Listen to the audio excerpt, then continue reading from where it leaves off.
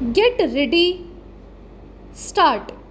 Sir, one of the main recommendations of the Press Commission has been the establishment of a press council consisting predominantly of representatives of the industry, which should undertake responsibility for regulation of the press in general. The Commission found in the course of their inquiry that journalists had not come out to condemn in their writings the existence of objectionable and what is known sometimes as the yellow press.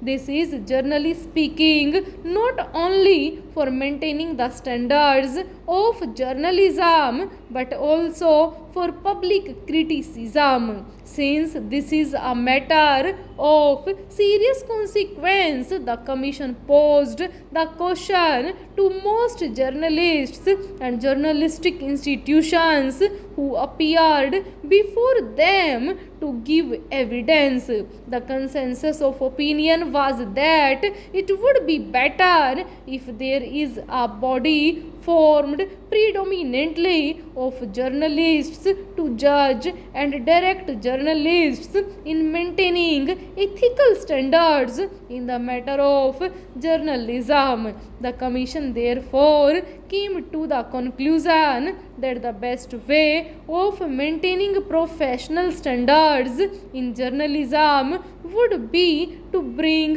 into existence a body of people principally connected with the industry whose responsibility it would be to arbitrate on doubtful points and to censure anyone guilty of infraction of the code. I would like to emphasize the word censure. The object before the Press Commission was the formation of a body which will not deliver a judicial judgment but would point out the culprit and condemn him morally and nothing more.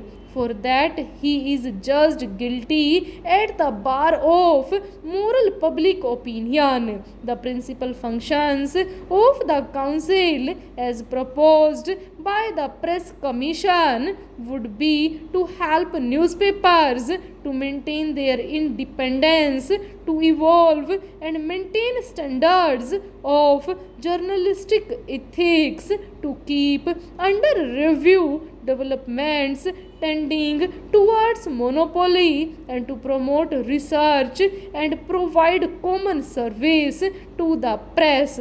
These are the main objectives that have been proposed by the Press Commission. The function of the council given in the clause 12 of this bill is not only in line with the recommendations of the commission but also broadly takes up those which are existing in the General Council of the Press in the United Kingdom.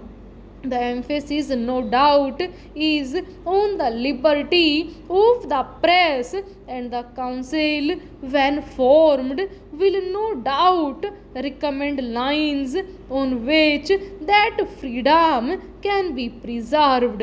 The council would be an autonomous body in the discharge of its functions and regulate its procedure. Now, the main points as far as the formation of the council is concerned are two. One is the chairman, and the other is the composition of the council. The commission have recommended that the chairman should be an eminent person who should be generally a judge of a high court and should be nominated by the Chief Justice of India. We have considered this question very carefully, and in considering it, we have also been guided to some extent by the debate on the Press Commission's report that took place here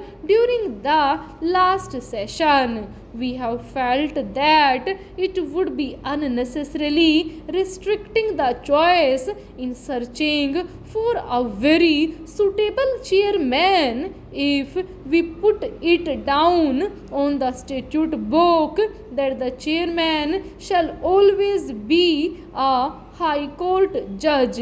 No doubt the council will be armed with certain powers which can be considered to be judicial, but it has to be remembered that the objective or the purpose behind giving these powers is not a judicial inquiry but the enforcement of attendance of witnesses and certain other matters.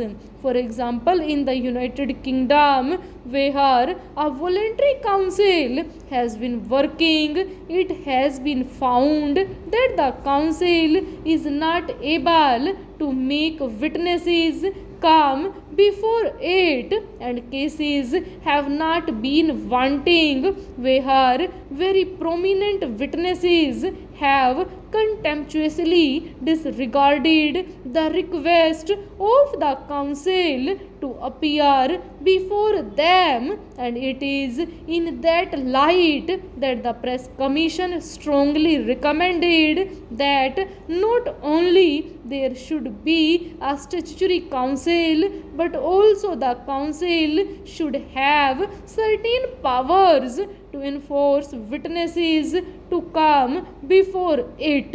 My point is that it will not at all be helping the work of the council if we restrict the choice of the chairman to High Court judges.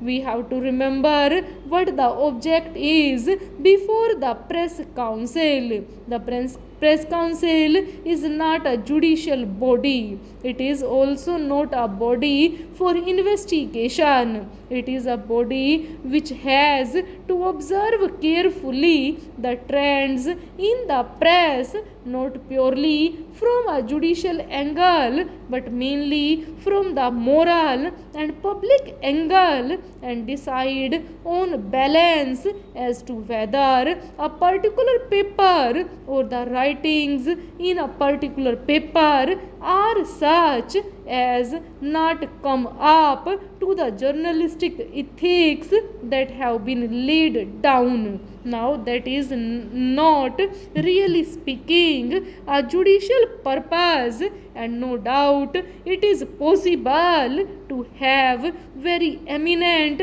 High Court judges and Chief Justices, but it would be, in our opinion, doing injustice to the journalistic profession.